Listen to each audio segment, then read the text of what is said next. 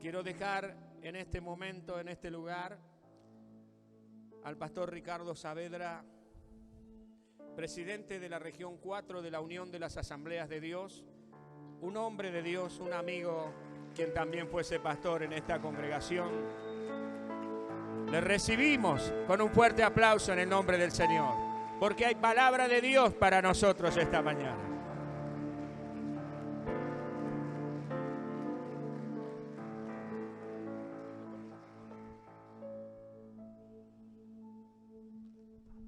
Tengan todos ustedes muy buenos días.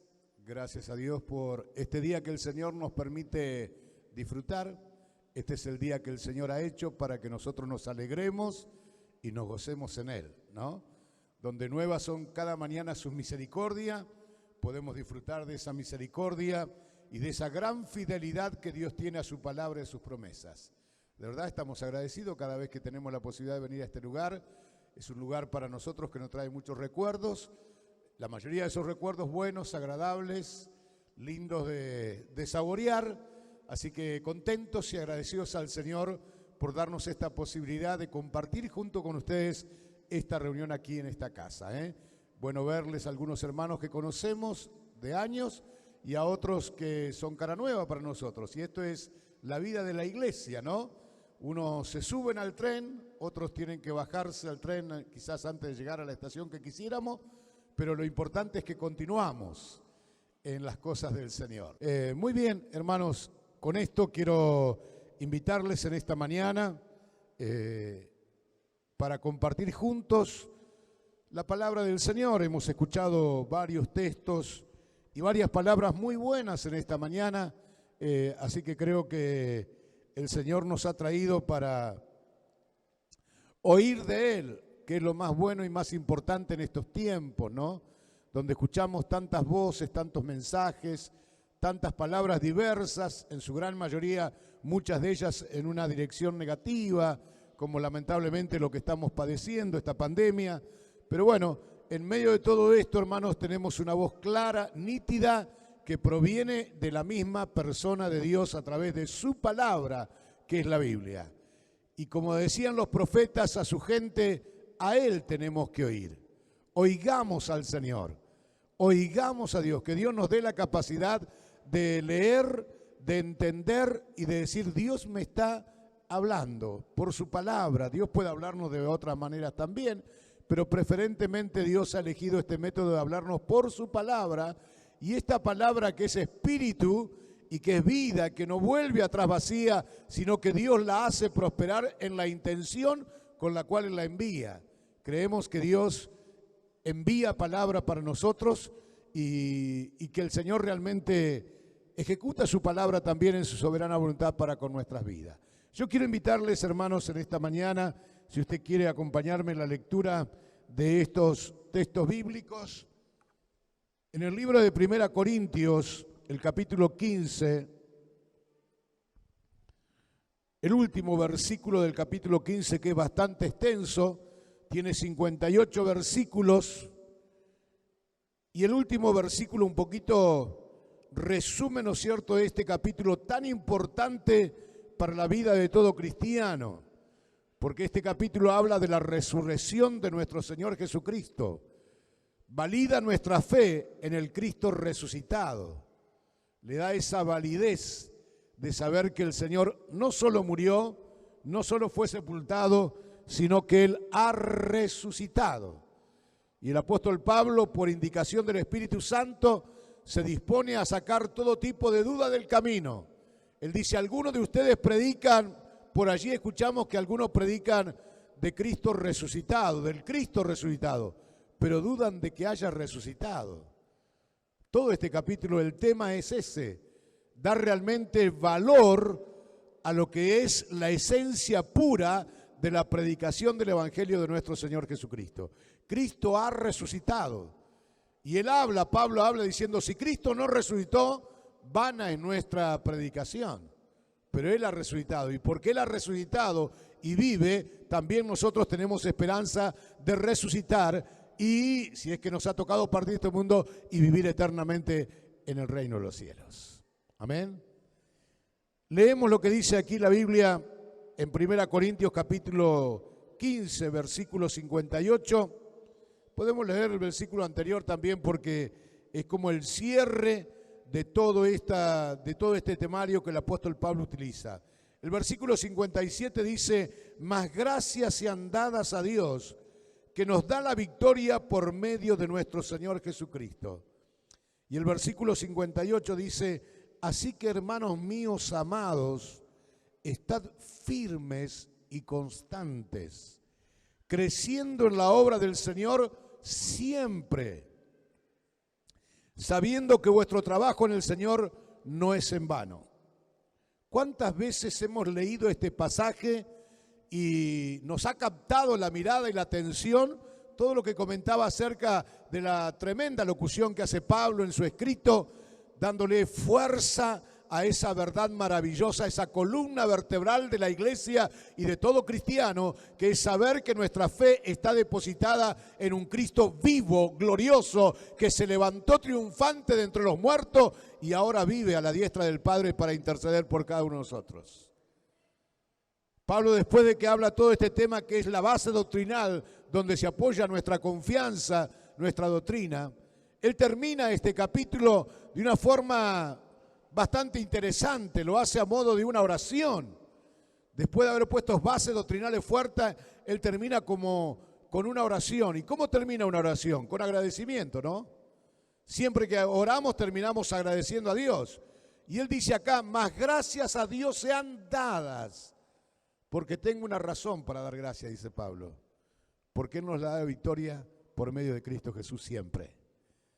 Porque Él nos da victoria por medio de Cristo siempre. No algunas veces, no unas cuantas ni pocas, siempre, dice Pablo, contundentemente. Él dice: yo quiero terminar y empezar esta oración dando gracias a Dios porque estoy convencido de esta verdad, que Él nos da la victoria por Cristo siempre. Y después que él está dando gracias a Dios por esto, él ve como que Dios le corre la cortinita para que ve qué es la necesidad, qué es lo que la gente destinataria de esta carta está necesitando oír en ese momento.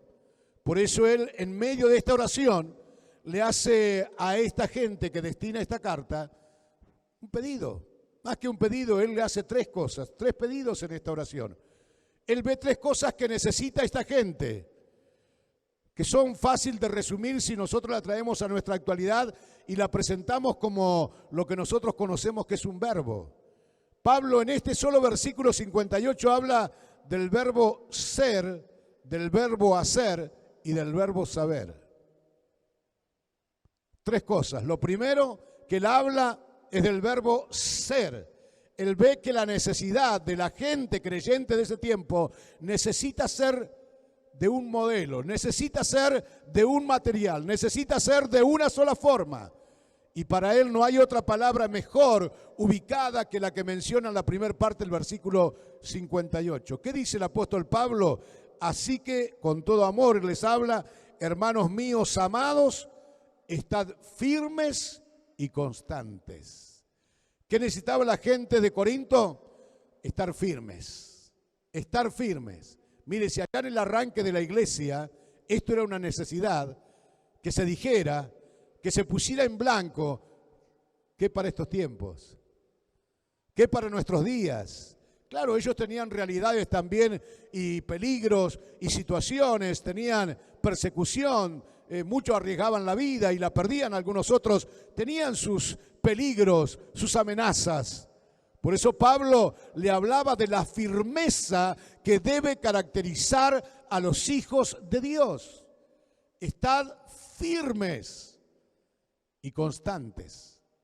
Esto es lo que él decía: yo veo la necesidad que ustedes tienen de estar firmes, porque vivimos tiempos peligrosos, porque vivimos tiempos difíciles. Esto lo percibía y esto lo plasmaba en esta carta Pablo.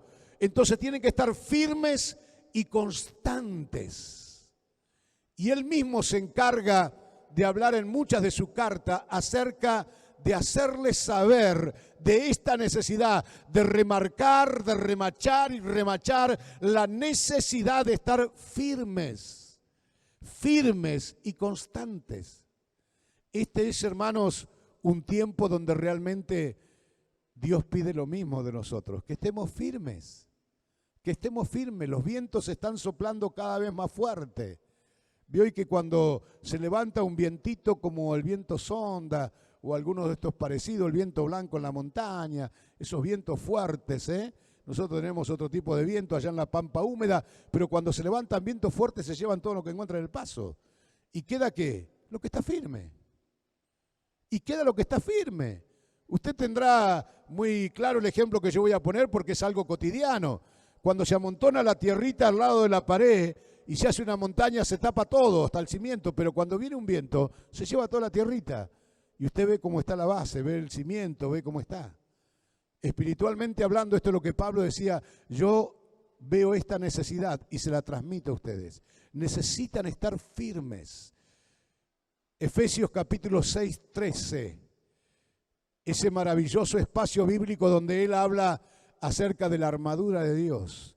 Tomad la armadura de Dios para resistir en el día malo, dice Pablo en el versículo 13. ¿Sí? Porque no tenemos lucha contra él, sino para resistir en el día malo. Y habiendo acabado todo, estad firmes. Y el versículo que sigue, el 14 del libro de Efesios capítulo 6, el versículo 14 dice, estad pues firme. Estad firmes, ceñidos vuestros lomos con la verdad y la justicia. Estad firmes. Esto Pablo lo tenía recontra claro. Él aspiraba a poder decirle a los hermanos siempre, aún en este mismo capítulo, en este mismo libro, el capítulo 16, que es el final, se está despidiendo de los hermanos en su carta. Mire lo que dice el versículo 14 del capítulo 16. Perdón, versículo 13. Velad pues, velad, estad firmes en la fe, portaos varonilmente y esforzaos.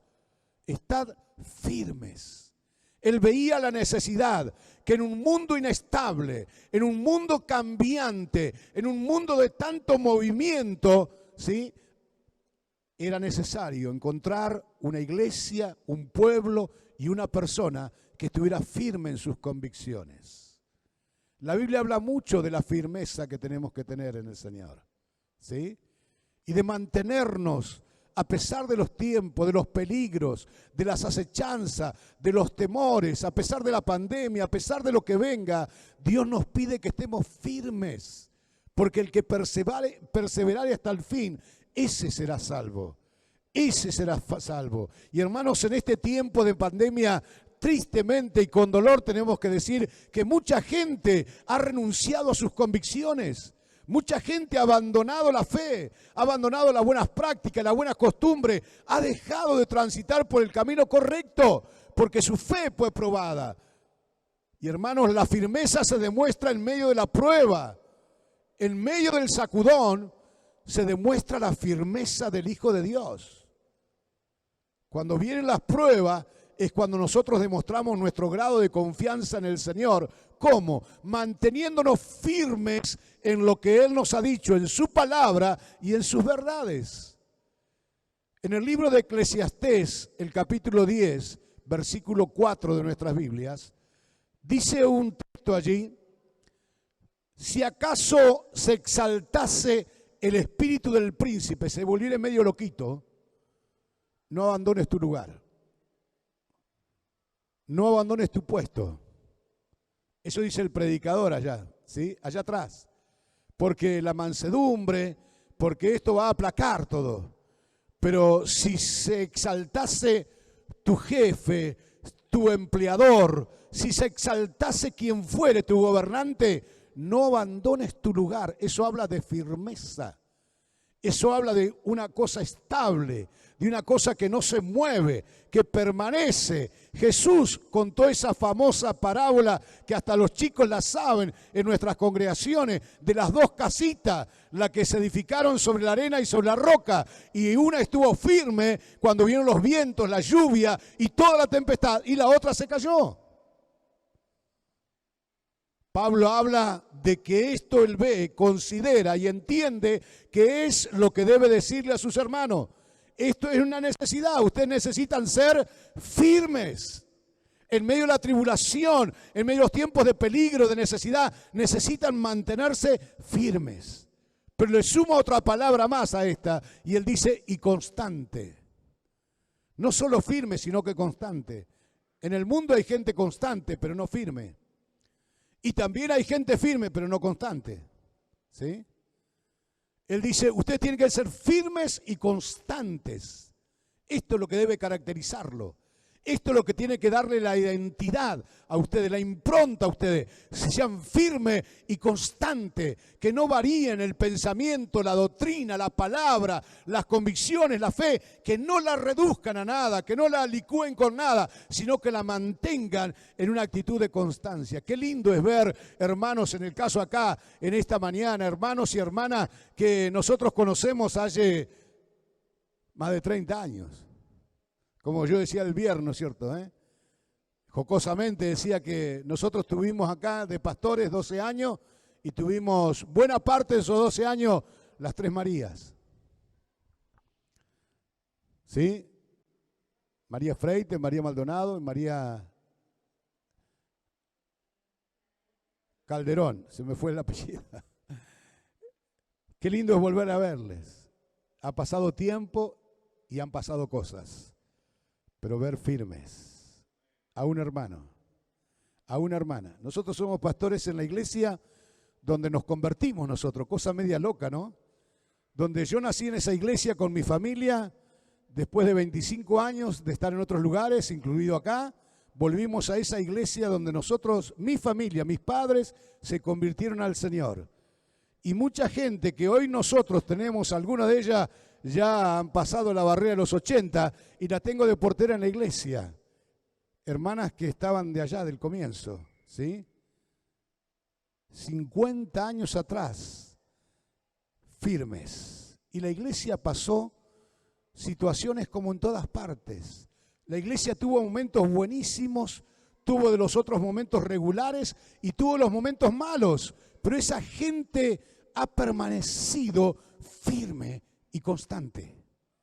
Y esto es lo que Pablo ve, detecta que es una necesidad transmitirlo a los hermanos y le escriben esta carta diciendo, amados míos, manténganse firmes, pase lo que pase y venga lo que venga, no aflojen,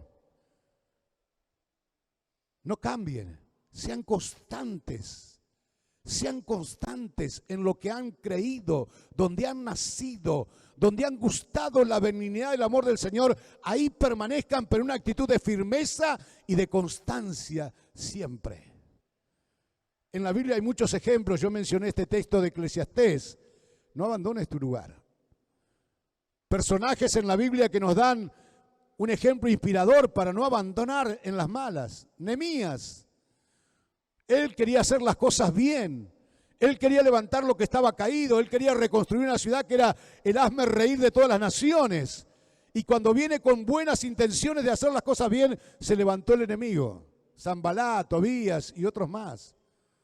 Y se enfurecieron contra ellos y trataron de desestabilizarlo, trataron de desmoronar sus convicciones, su ánimo, de desalentarlo por todas partes, de frente, del costado, de arriba, de abajo, de todos lados lo atacaron para sacarlo de la intención buena que él tenía, que era reconstruir eso que realmente era una honra para Dios y una bendición para el pueblo. Pero no pudieron.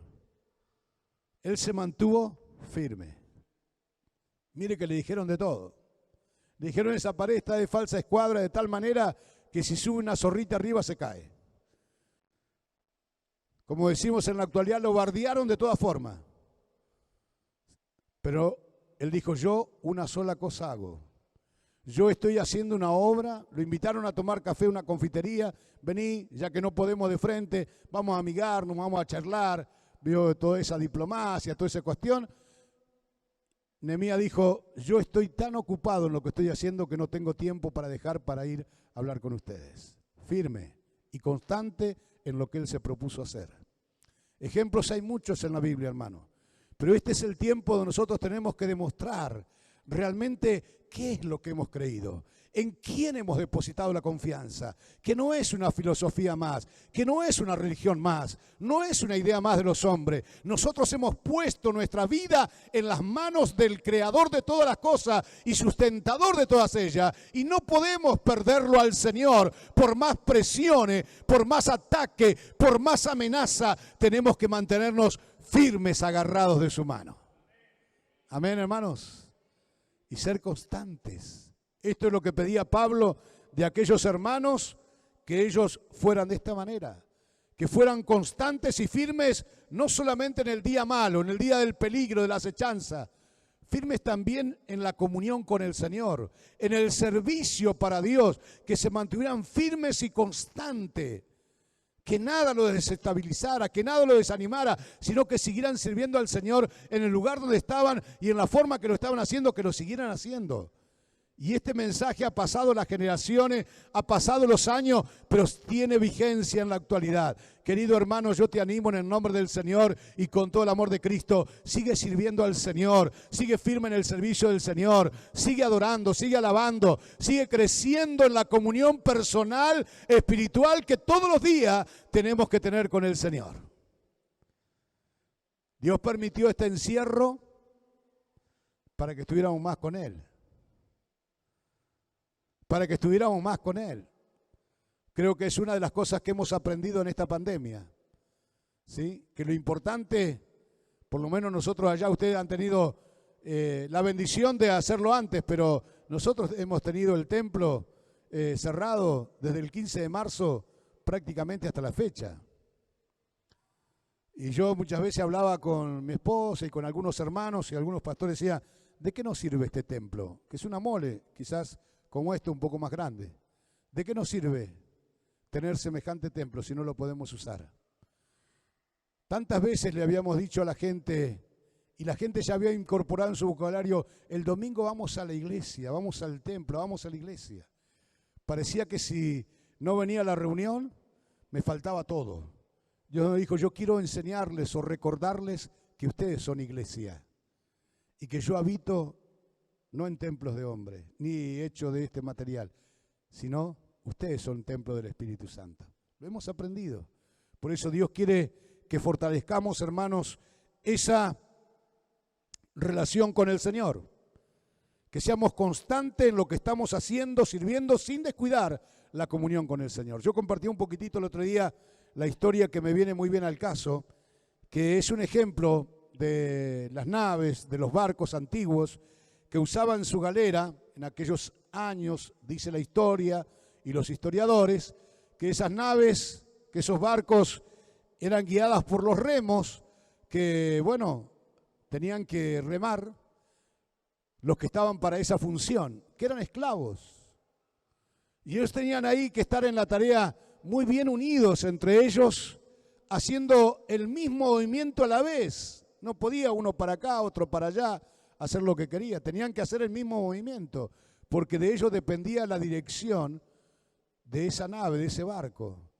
Y ahí estaban los esclavos remando. No solamente que tenían que hacerlo en la misma dirección, la misma forma que el que lo hacía de adelante, sino que tenían que hacerlo al compás del tambor que tocaba el capitán del barco. Y no era una marchita como esas marchitas militares que se suelen escuchar por un tambor o algo así. No, el sonido del tambor marcaba la velocidad con la que tenían que ir.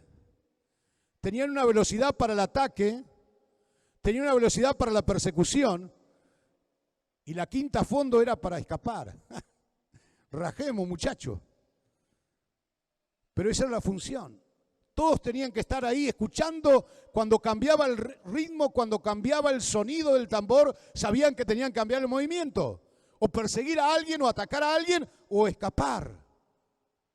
Eso requería de ellos una sincronización, una unidad tal, que si alguno de ellos decía, hoy no tengo ganas, hoy no me voy, me bajo, o hago otra cosa, corrían serio peligro.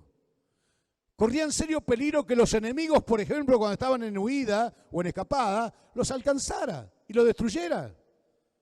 Corrían muchos peligros. Si eso lo usamos como una ilustración para aplicarlo a nuestra vida espiritual, la Biblia nos da muchos ejemplos y la Biblia nos pide que nosotros nos mantengamos unidos, solícitos en guardar la unidad del Espíritu en el vínculo de la paz. Solícitos en guardar la unidad. Hermanos, si hay algo que el enemigo quiere y trata de arrancar y de romper siempre es la unidad del cuerpo de Cristo, la unidad de la iglesia. No es que todos pensemos lo mismo, no es que haya uno que diga algo y todos en masa pensamos lo mismo, no. Habla de la unidad del Espíritu. Yo puedo tener diferencias, lo dijo el pastor Omar, puedo tener distintos puntos de vista, pero espiritualmente mi espíritu está unido con el espíritu de Él y juntos con el espíritu de Cristo. Yo lo debo respetar, Él me respeta y en unidad del espíritu sincronizamos nuestro servicio al Señor. Lo mismo debe ocurrir en la iglesia. La unidad es un factor imprescindible en la vida, en el desarrollo, en el futuro de la iglesia. Por eso Pablo decía, yo veo la necesidad de lo que ustedes tienen que ser, personas que se mantengan firmes, pero también que sean constantes en guardar estos valores que no se compran con plata ni oro, sino que tienen un precio espiritual muy elevado, que lo alcanzó Cristo Jesús para nosotros. Por sobre todas las cosas, hermanos, siempre cuidemos la unidad. Si tenemos que deponer de alguna actitud, de algún pensamiento que yo tengo en favor de la unidad, bienvenida sea la unidad. Porque sé que a la larga lo que dice la Biblia y lo que está escrito es garantía absoluta. ¿Sí? El Salmo 133, ¿no? Mirad cuán bueno y cuán delicioso es habitar los hermanos juntos y en armonía. Porque allí Dios envía bendición y vida eterna. Hay bendición donde hay unidad y hay vida eterna. ¿Qué quiere decir que hay vida eterna? Que hay almas salvadas, que hay almas nuevas que se convierten al Señor. Cuando esto se da, hermanos, la bendición fluye sola. En segundo lugar, el apóstol, aquí en este versículo 58, primero le dice lo que ellos tienen que ser, firmes y constantes. Segundo, le dice lo que tienen que hacer. La segunda parte, la mitad del versículo dice, creciendo en la obra del Señor siempre. ¿Qué es lo que tengo que hacer? Crecer en la obra, crecer en el Señor siempre. La Biblia nos prohíbe conformarnos, la Biblia nos prohíbe retroceder. Todas esas cosas, la Biblia dice que no tenemos que conformarnos, que no tenemos que retroceder, que no tenemos que volvernos atrás. Todo eso lo pide la palabra del Señor. Y también nos anima, cuánta palabra tenemos acerca de seguir creciendo. Creced en la gracia del Señor y en el conocimiento de su palabra y del Señor. Creced. En el libro de Hebreos capítulo 5 versículo 12 hay como un reproche a aquellos que son los destinatarios de esta carta, donde se dice, debiendo ustedes ser maestros, necesitamos otra vez volver a los primeros rudimentos, al ABC del cristianismo, cuando ya deberían ser personas crecidas, maduras, que se siguen creciendo. No hay un techo para dejar de crecer, menos espiritualmente. Al contrario, hermanos, el desarrollo, el avance, la victoria que nosotros podamos tener en nuestra vida espiritual depende muchísimo del crecimiento de cada uno de nosotros. Del desarrollo, de dejar los viejos rudimentos, dejar de aquellos pensamientos, aquellas cuestiones de que no me miró, que no me saludó, que esto, que lo otro. Ya debemos dejarlo y pensar de otra manera más madura. Debo dejar la leche y ya tener alimento sólido. Eso lo pide la palabra de Dios. Es una constante que la Biblia nos indica que nosotros no podemos dejar de crecer. El Salmo 92, un texto hermoso, creo que hasta hay una canción de este texto. El Salmo 92, capítulo 12. El justo florecerá como la palmera, crecerá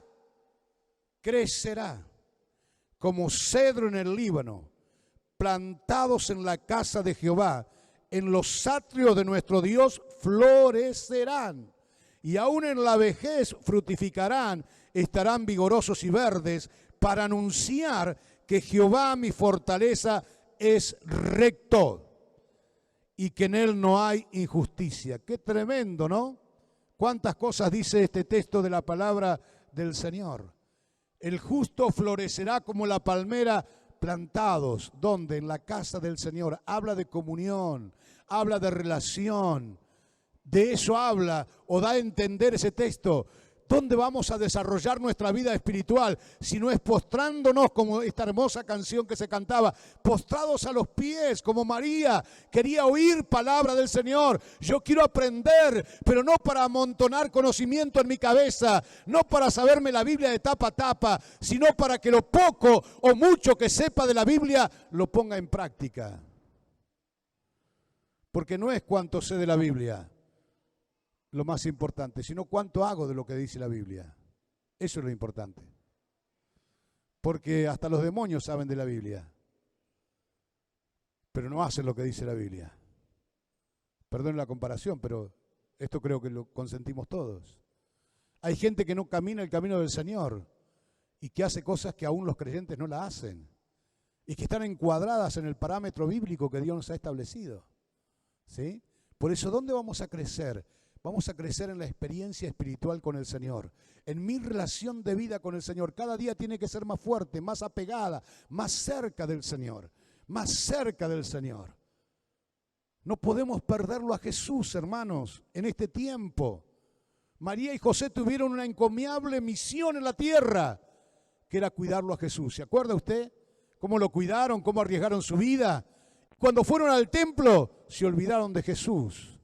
Y cuando venían con la caravana se acordaron y empezaron a buscar al niño entre los parientes y entre toda la multitud de esa caravana, y por allá dijeron, no lo vieron, no estaba. Volvámonos a buscar a Jesús. Se volvieron y estaba en ese lugar Jesús. Ahora ese se volvieron, me dice a mí, hermanos, y a usted también, ellos no podían seguir el camino sin Jesús. Lo necesitamos a Cristo, decían ellos, así que volvámonos a buscar. Y cuando fueron le dijeron, ¿por qué te quedaste acá? ¿Por qué no nos seguiste a nosotros? Y Jesús como diciéndole, yo en los negocios de mi Padre me conviene estar. Es como diciendo, yo no me fui a ninguna parte, los que se fueron ustedes. Los que me dejaron fueron ustedes, yo estoy acá. Yo estoy acá, yo no me muevo.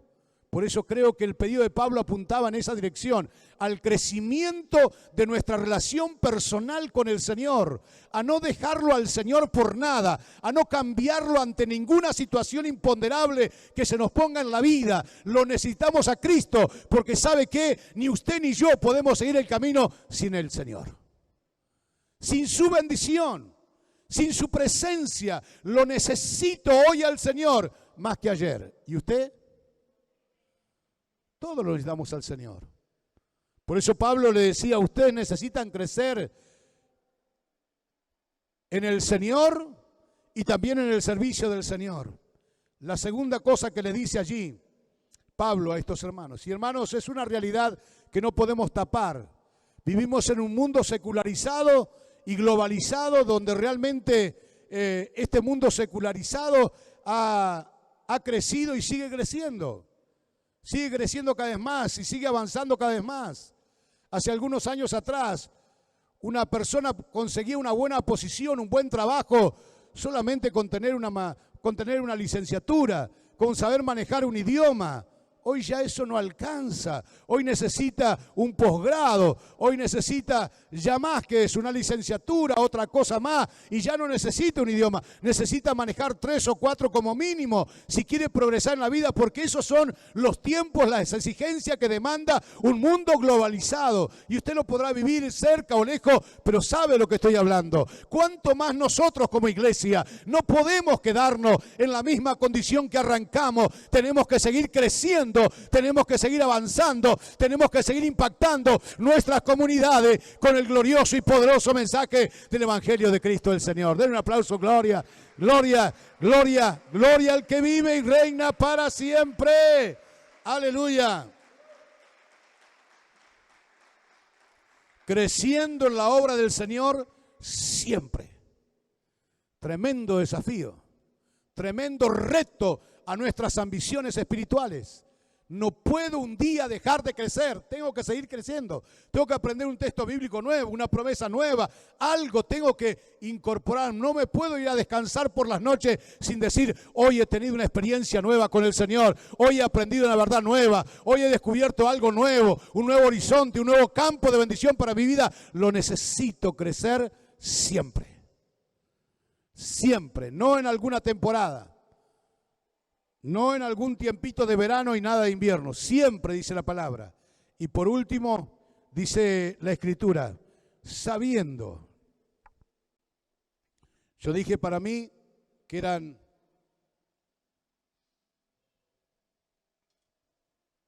3 verbos los que usaba el apóstol Pablo.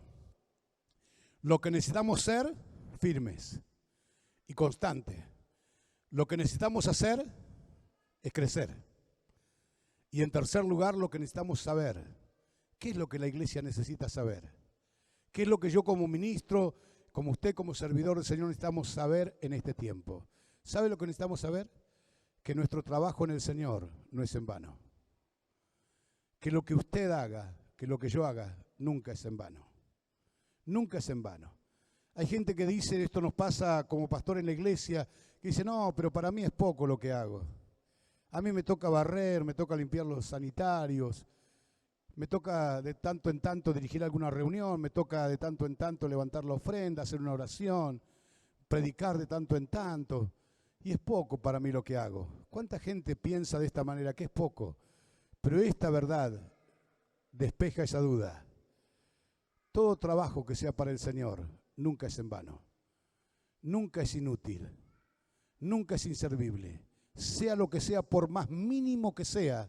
Jesús fue muy claro en este aspecto. Él dijo, si en calidad de discípulo mío dieran un vaso de agua a alguien, un vaso de agua, de esto van a recibir recompensa.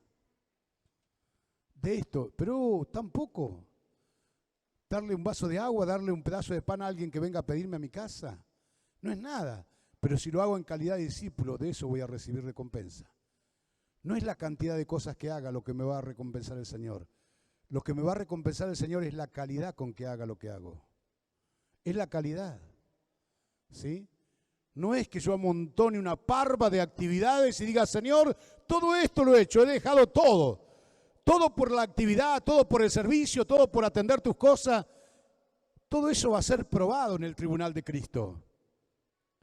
Y lo que he hecho realmente de corazón y como para el Señor, aunque a la vista humana no signifique nada ni represente nada, y aunque yo no vea esa semillita que plantea una persona con mis propios ojos, que yo no vea ese esfuerzo, ese trabajo que he hecho para el Señor, sé que de eso un día voy a recibir recompensa del Señor. Por eso tiene fuerza esto lo necesitamos saber. Yo no puedo esquematizarme de tal manera diciendo, no, mi servicio está concentrado en las 4 paredes del templo o en tal o cual lugar. Mi servicio debe ser permanente al Señor. Todo lo que haga para el Señor, de eso voy a recibir recompensa. Amén. Aunque uno no lo vea ese trabajo, ese fruto, esa cosecha, pero hay que hacerlo para el Señor.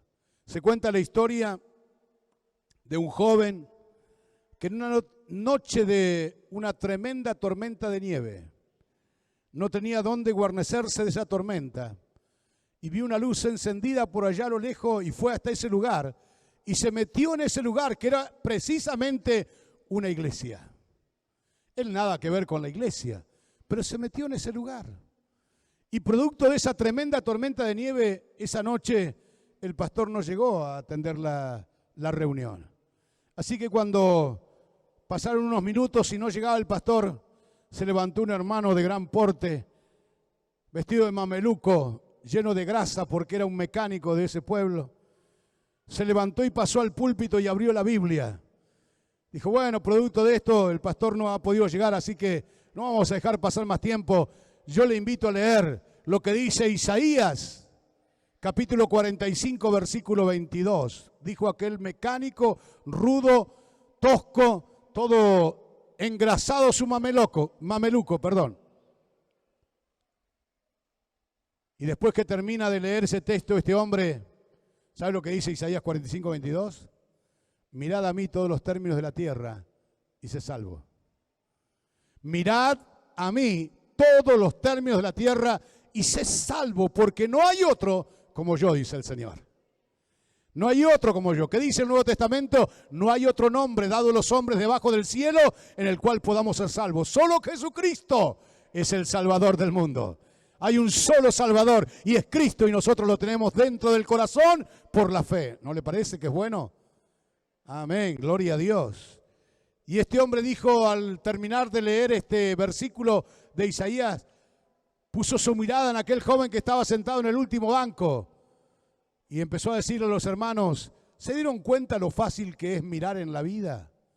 Podemos mirar para acá, podemos mirar para allá, podemos mirar para otro lado. Es muy fácil mirar en la vida, dijo. Sí, dijeron todos. Y inmediatamente dirigió su palabra a aquel joven que estaba sentado en la última banca del templo y dice, joven, ¿has mirado a Dios? ¿Eres salvo? Y aquel que se había metido para salvarse de la tormenta le enojó mucho esta palabra. Le ofuscó de tal manera que se levantó y salió de aquel lugar inmediatamente. Ni le respondió lo que este hombre dijo. Se fue enojado. ¿Cómo me va a tratar de esa manera y me va a decir lo que me dijo? Se fue muy enojado.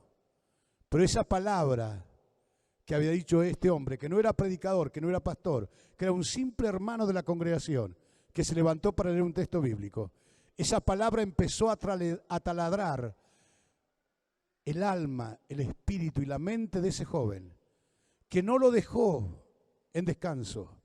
Lo persiguió por donde iba y al poco tiempo ese joven rindió su vida al Señor y se convirtió en un futuro, en un gran predicador, al que se le llamó el príncipe de los predicadores. ¿Sabe de quién estoy hablando? Carlos Spurgeon. Ese fue el joven. Carlos Spurgeon fue un hombre tremendo en Dios, que llevó miles y miles de personas al reino de los cielos. Y seguramente de eso él recibirá recompensa por lo que hizo. Pero ¿y qué le digo de Isaías? Que no estaba en ese lugar. O de aquel hombre con el mameluco manchado en grasa. La recompensa que habrán recibido porque ellos fueron parte de ese programa celestial establecido en el corazón de este hombre. Con esto termino diciendo, hermanos, que aunque no veamos el fruto de la semilla que plantemos en alguien, ese es el encargo de Dios, que prediquemos su palabra a tiempo y fuera de tiempo.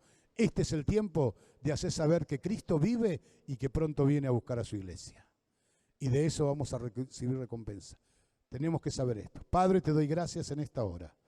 En el nombre maravilloso y precioso de Cristo el Señor, por darnos esta posibilidad de hacer uso, Señor, de tu palabra. Esta palabra que es viva, esta palabra que es eficaz, esta palabra que es como espada o filos que penetra, Señor, hasta lo profundo de nuestro ser, que descorre la ventana de nuestro poco entendimiento y nos hace saber de estas verdades que están allí, Señor, que son simples, que son sencillas, pero que son tan necesarias para oírla en todo tiempo. Señor, si tú nos haces oír esta palabra en este tiempo, es porque también como Pablo podía ver que esto era una necesidad, no solamente en el oído de sus oyentes, sino también en el proceder de sus hermanos en la fe. Si lo era necesario en aquel tiempo, ¿qué podemos decir de este tiempo? Señor, necesitamos seguir creciendo, a pesar de que los tiempos sean incómodos, sean de conflictos, a pesar que sean difíciles. Tu palabra nos anima a seguir creciendo siempre, siendo constante, Señor. Que esa sea una virtud, Señor, que tú puedas encontrar en todos nosotros en esta mañana.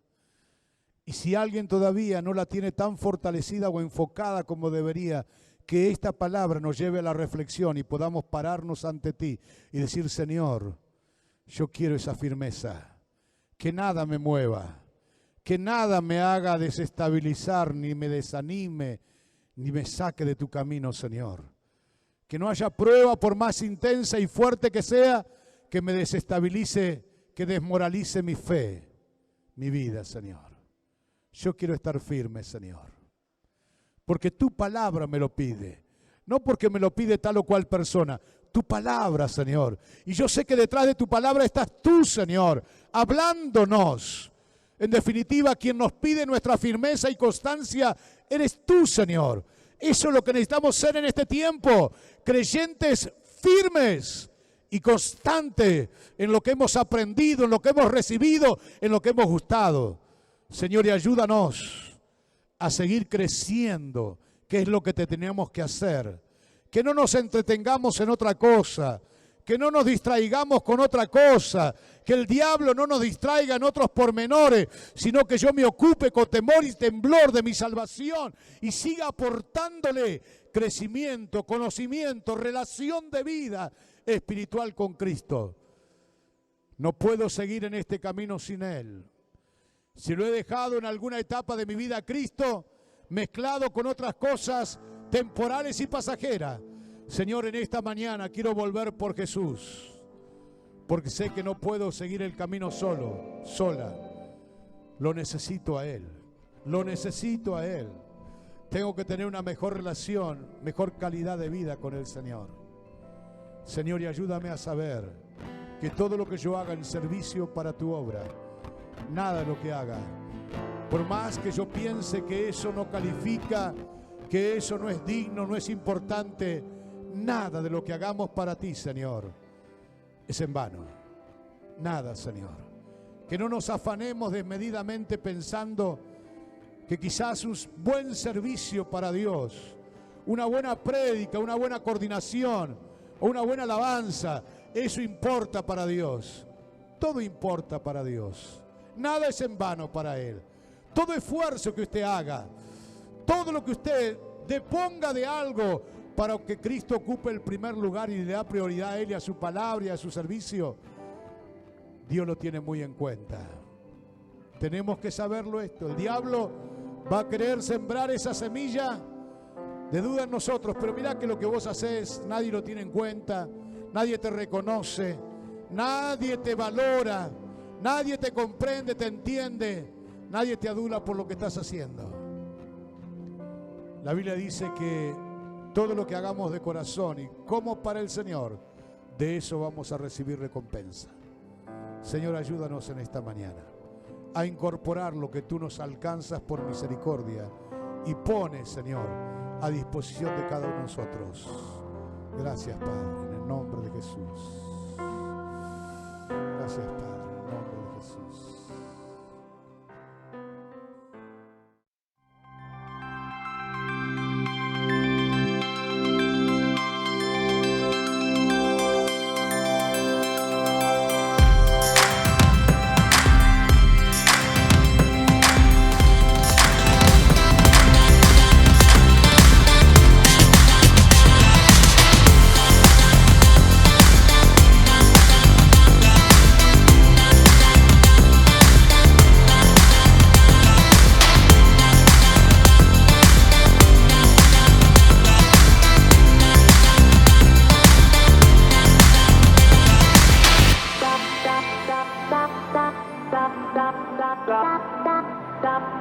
Stop.